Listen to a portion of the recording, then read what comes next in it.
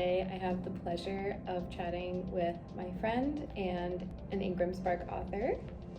Philomena, would you like to introduce yourself? Yeah, hi, I'm Philomena Polefrone. I'm the Advocacy Associate Manager at American Booksellers Association and the author of the Right to Read Toolkit. Ooh, look at that book. Looks great. Yes. Published by IngramSpark, so exciting. And today we're going to do an author interview with myself and Philomena. My name's Sarah Hai. I work at IngramSpark as an e-commerce sales manager across IngramSpark and Mint Edition's public domain titles. So I'm really excited that we're getting to chat today. We are in the Ingram office in New York City.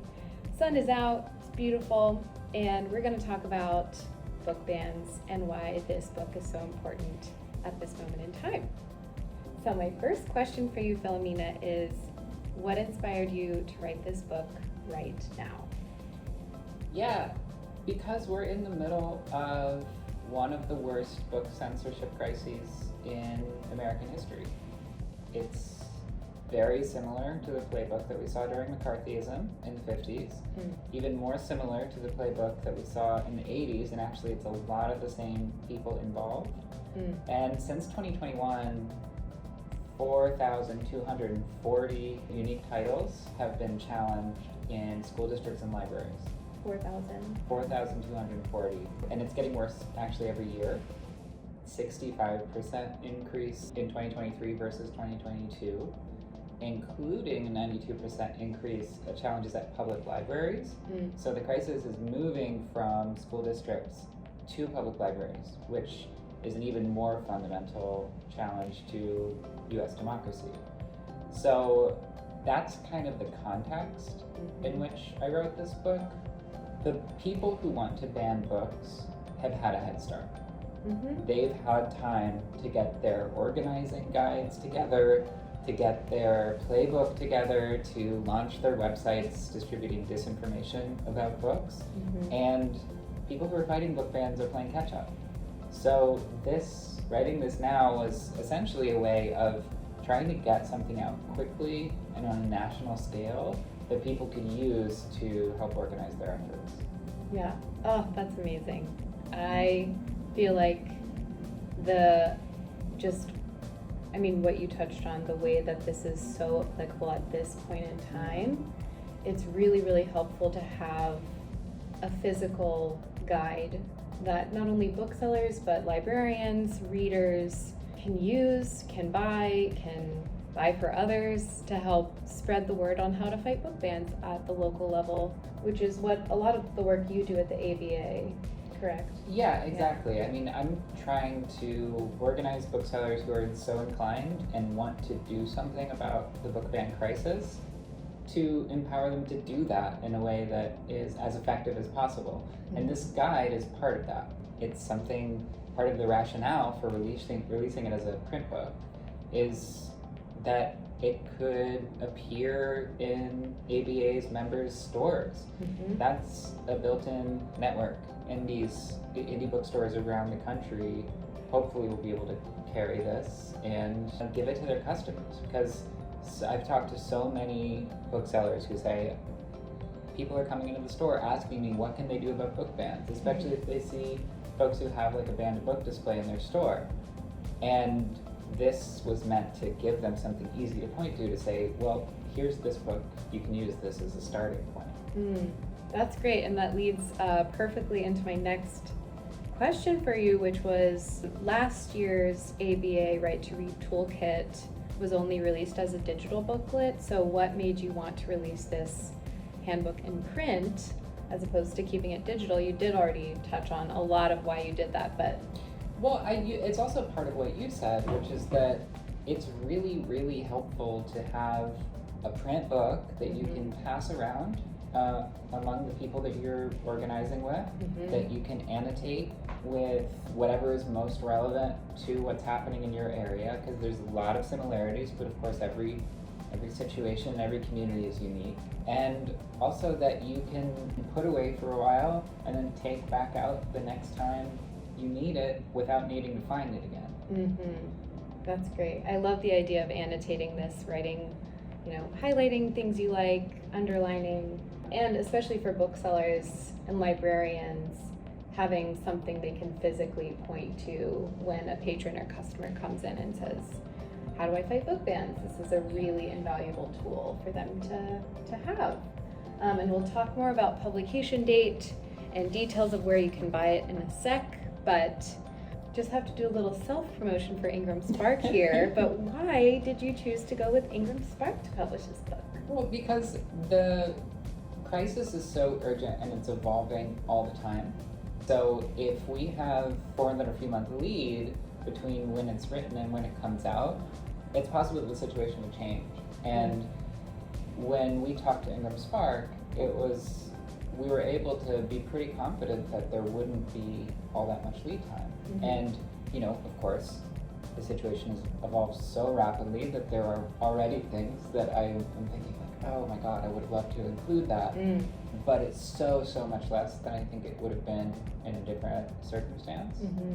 So that's part of it. And also IngramSpark has just been incredibly supportive from the beginning, especially you, but really that everyone I've talked to at IngramSpark has just been so on board with this project and so supportive of the mission. Yay. That's really great to hear. Of course, yeah, I'm biased as an employee of IngramSpark, but I remember, just for some context, Philomena and I met at Winter Institute earlier this year when you first proposed this project to me, and immediately, you were asking, can we do this together? And I was like, yes, of course. When? I mean, I'm ready to get started, so really excited to hear that it's been a good process. Yeah. And again, I'm just incredibly enthusiastic about this work. So I like this question a lot, which is, were there other handbooks or guides that you drew inspiration from for this book? Yeah, a ton of our allies, the ABA and American Booksellers for Free Expression, which is ABA's Free Expression Initiative, a ton of our allies have released guides online that sometimes they're articles that come out over time that are all gathered in one place. Mm-hmm. Sometimes it's a digital guide like the one that we put out there. So American Library Association, National Coalition Against Censorship, PEN America, Penguin Random House has some incredible resources as well. So these were all things that I was sort of looking at and thinking, imagining like what would these look like if they were a print version, what would ABA's version of these kinds of resources be like? And above all, it's, taking things like that and sort of figuring out which parts of it are most applicable to the average reader. Mm-hmm. Because the toolkit that we released a year ago is specifically targeted at booksellers who want to do something. Right. But, the average person in this fight is a parent who's concerned about what's happening in their community, right, or a lover of books who's seeing, The Bluest Eye by Toni Morrison and Beloved, also by Toni Morrison, and sorry, I get choked up every time I talk about Toni Morrison's books being banned because what? I'm a former English lecturer, that does something to my soul. But all of these favorite books of so many readers being banned, that's who is involved in this fight, right? So I'm thinking about what are ALA's guide and NCAC's guide and things like that. What are the parts of that that are most accessible to the everyday activist? I love that. Especially in this moment in time, I feel like the more that we can kind of all think of ourselves as activists, readers, emerging readers, seasoned readers, all of us can help in this fight. So it's not, and that doesn't have to be a scary title. That just means you care about something and you are figuring out how to make a difference. Totally. I love that. So we kind of already touched on this, but I do want to reiterate the question just because I feel like it's such an important one. What do you hope readers get from this, even if it's just one takeaway? What do you hope readers get from this book? I mean, actually, it's exactly what I was just saying, which is that the barrier for entry to do something about this and to make a difference in your community is pretty low. You need to learn about your school board. You need to start gathering people who are also concerned about this issue. And you need to start to figure out what are the specific policies and state laws and local laws that are allowing book bans to happen. And you need to think about who you can talk to to make some change. And I said the barrier to entry is not that high in material terms, but that's also a lot of research for someone to do, and that's what this guide is meant to do, is to help you get started while also educating you on some of the history of how it got here, so that you can understand what to look out for. And there's also a ton of interviews with activists, with booksellers, with normal parents who, again, decided to organize and do something about it, to learn from their experiences as well. So I hope that those will be inspiring while also giving you some really useful information about where you can start. That's great. I also really particularly love the fact that it includes so much history and context, because I'm a big context person. Where does this fit historically? How did we get here? So really happy that it includes that. Let's talk about how readers can help spread the word about this book. I mean, the best thing to do is to follow at ABFE Free Expression. That's at ABFE Free Expression on Instagram and Facebook, and to repost and share our posts getting the word out about this book. We're doing everything we can to let people know that this is there for them if and when they need it. And unfortunately, it's more likely to be a when than an if, because this fight is far from over. And so you can follow us on Instagram. When you get your copy, tag us with a picture of you reading it. You can talk to your local independent bookstore, let them know that you're interested in it. They've probably already heard from us, but it never hurts to let folks know that it's out there and that there's an audience for it. And just talk to your friends and family about book bans, and if they're interested, let them know that this book exists. My mom's a school teacher, and I feel like this would be really helpful for her to have and read. Teachers, especially your beleaguered high school and middle school and elementary school English teachers and kindergarten teachers, unfortunately the problem affects everyone. So before we kind of talk about how to order the book, where to get it, which is a very important piece of this because it is exclusively available at bookshop.org, libraries and bookstores across the US. Only those retailers, no Amazon, and iPage, of course, if you're an iPage user with Ingram, which we will include a link for how to purchase. Let's talk about our last question, which is, what is your favorite banned book? So many. Yes. Sometimes I think they ban books because they're too good, because a lot of banned books are incredible. I already mentioned Toni Morrison. I mean, part of me just dies a little bit every time The Bluest Eye or Beloved is banned again. 1984 actually has been a hugely formative book for me. In high school, because of the culture of my high school, I directed an adaptation of it. Oh my God, which was and which is to say that there have always been these forces in schools, right, that are trying to do something about this. But also the fact that 1984 keeps getting banned is a lesson in irony. And I think it's also revealing what some of the motivations of book banners are, which is to not have people think about the control of information, to not have people think about democracy and liberation. But actually, one more I want to shout out, because I can't just give you one, or two or three. Melinda Lowe's Last Night at the Telegraph Club. Incredible queer coming of age story of a young Chinese American woman in San Francisco in I think the 50s. And Melinda Lowe was generous enough to let us use an essay of hers in the book. Wow. And I reached out to her and her team because that book was so impactful and because it was a book that I wish that I had had when I was growing up. Wow, that's amazing. I haven't read it, and now I have to. It's going to be added to my to-read list. You'd love it, I think. Audiobook is really good too. Ooh, okay. That's amazing. I have also a lot of favorite band I books. didn't want to put you on the spot, but you have I some mean, faves.